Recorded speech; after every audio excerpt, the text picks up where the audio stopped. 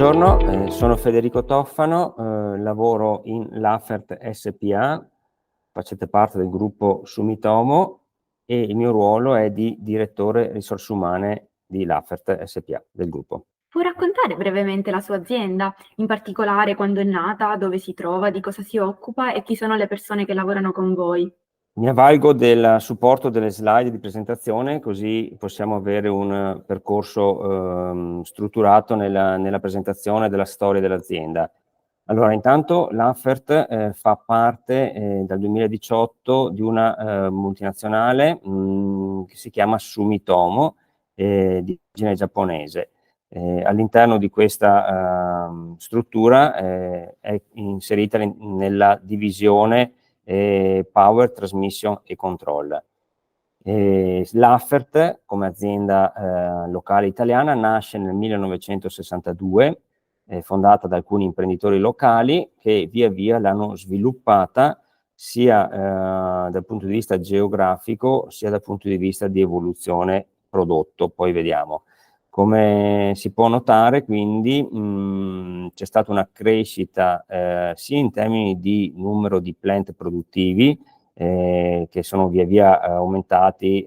sia in Italia che all'estero, per esempio in Slovenia o in Cina, i puntini blu, oppure anche dal punto di vista di filiali commerciali, i pallini verdi, con una evoluzione geografica che ha di fatto coperto gran parte d'Europa, del Nord America e ultimamente anche della Cina, quando è stato aperto il plant produttivo. Successivamente poi è entrata a far parte del gruppo Sumitomo, quindi c'è stata un'ulteriore evoluzione in tema di organizzazione societaria e corporate. Questa evoluzione aziendale, societaria, è andata di pari passo con un'evoluzione dal punto di vista dei prodotti. Lafert oggi è leader mondiale europeo, fondamentalmente leader europeo nella produzione dei motori. Inizialmente la concentrazione era sui motori asincroni e successivamente c'è stata un'evoluzione tecnica verso motori a più alta tecnologia, i motori brushless, motori a magneti permanenti, siamo stati uno dei primi a lanciarli sul mercato, e l'evoluzione va verso una configurazione del pacchetto finale al cliente, quindi ci si sta spostando da una realizzazione, produzione e vendita di componenti verso una realizzazione, produzione e vendita di sistemi integrati, motore, riduttore, drives di controllo. Quali azioni sono state sviluppate per garantire pari opportunità tra uomini e donne all'interno dell'azienda? Allora, la pari opportunità di genere è uno dei capisaldi della nostra policy di gestione delle risorse umane. Lo stesso codice etico si concentra su questo tema. Come la realizziamo? La realizziamo fin dal processo di recruitment, incentivando le candidature sia maschili che femminili, quindi in piena parità di genere,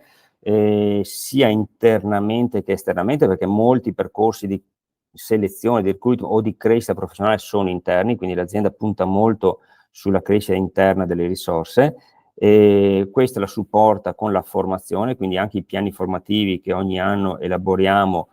sono finalizzati a garantire a tutto il personale, indipendentemente dal genere, delle opportunità di crescita, sia con formazione tecnica, ma soprattutto con formazione manageriale, perché è il fondamentale presupposto per arrivare a ruoli di maggiore responsabilità. In che modo l'azienda favorisce la conciliazione dei tempi di vita e di lavoro? Abbiamo sviluppato in questi ultimi tempi varie iniziative a sostegno della conciliazione dei tempi di vita e di lavoro.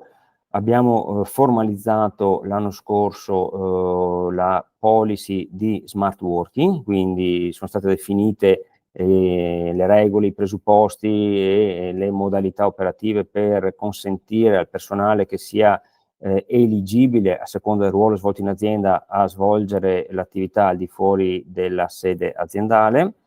Abbiamo introdotto una flessibilità oraria per consentire alle persone di articolare la propria presenza in azienda a seconda delle proprie esigenze personali. Abbiamo introdotto l'anno scorso, nell'ambito del rinnovo dell'accordo integrativo aziendale, quindi con la partecipazione del sindacato, delle parti sociali, un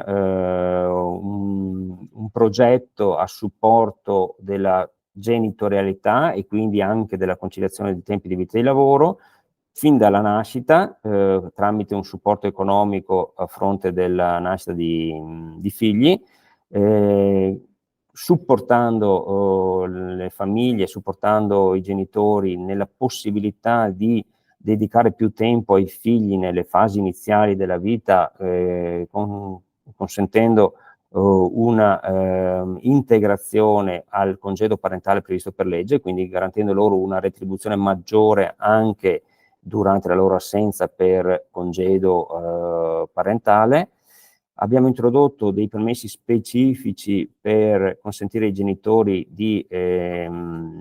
occuparsi dei figli in caso di malattia, in caso di visite mediche e in caso di inserimento scolastico, quindi consentendo ai genitori una maggior libertà nello svolgere questo ruolo in queste fasi importanti della vita dei bambini, fino ad arrivare a supportare l'intero percorso scolastico fino alla laurea, consentendo ai meritevoli di beneficiare di borse economiche, di borse di studio monetarie. Abbiamo poi introdotto strumenti di welfare, quindi nell'ambito della possibilità del personale di destinare parti dei premi aziendali, abbiamo inserito anche la facoltà di scelta di, per esempio, rimborso di spese scolastiche, rimborso di spese di asili nido, piuttosto che rimborso di spese legate anche ad altri momenti della fase di vita, quindi magari sostegno a persone disabili, consentendo una maggior possibilità di supportare la vita personale in queste fasi importanti. Come intendete in futuro promuovere una cultura organizzativa antidiscriminatoria all'interno dell'azienda? Riteniamo che la parte importante, se non fondamentale, sia legata a una informazione e formazione continua a tutto il personale aziendale. Questa iniziativa, questo percorso è parte integrante della strada che stiamo percorrendo per arrivare alla certificazione sulla diversity, equity ed inclusion. Quindi riteniamo che bisogna investire molto sulla cultura di tutte le persone all'interno dell'azienda e la formazione sarà un elemento determinante in questo percorso. Se dovessi immaginare un intervento o una misura che possa aiutarvi a realizzare la parità in azienda, quale sarebbe? Noi abbiamo attivato recentemente un percorso, un progetto con il supporto di SIAB Veneto e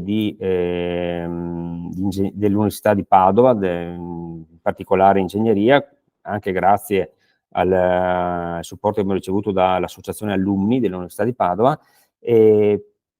si chiama Stand Byte ed è finalizzato a avvicinare il personale femminile alle materie tecnico-scientifiche. Purtroppo il mercato del lavoro ad oggi non presenta una quantità di candidature femminili in questo tipo di materie e quindi viene meno anche in prospettiva futura la possibilità di una effettiva parità all'interno delle aziende del personale femminile rispetto ai colleghi maschili nelle materie tecnico-scientifiche. Quindi per supportare questa volontà, per supportare questo obiettivo, abbiamo creato insieme a SIAV e Confindustria un progetto dove vede l'AFERT contribuire sia dal punto di vista economico a sostegno dell'iniziativa, sia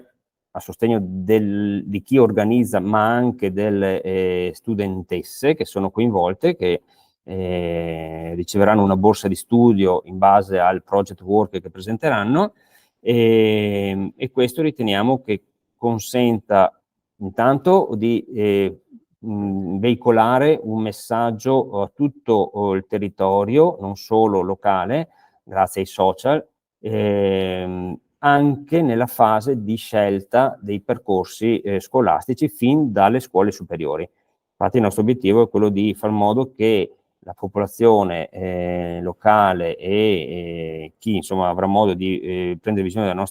della nostra iniziativa possa già in fase di scelta delle scuole superiori tenere in debita considerazione queste opportunità di sviluppo personale che hanno a lungo termine l'obiettivo di garantire una parità di trattamento e una parità di opportunità di crescita professionale nelle aziende al personale femminile. Altre iniziative a sostegno della pari opportunità che vorremmo portare avanti sono sempre legate al welfare aziendale, quindi ampliare le opportunità di attivazione di nuove soluzioni che consentono una conciliazione dei tempi di vita e di lavoro e un'effettiva pari opportunità, per esempio convenzioni con asili nido del territorio, perché è sempre un argomento molto delicato, molto sentito anche, convenzioni con altre strutture, per esempio sportive, piuttosto che consentono quindi di andare nella direzione della conciliazione dei tempi di vita e di lavoro, e puntando sempre molto sulla formazione manageriale per consentire anche una crescita, per supportare una crescita interna a tutto il personale, in particolare quello femminile.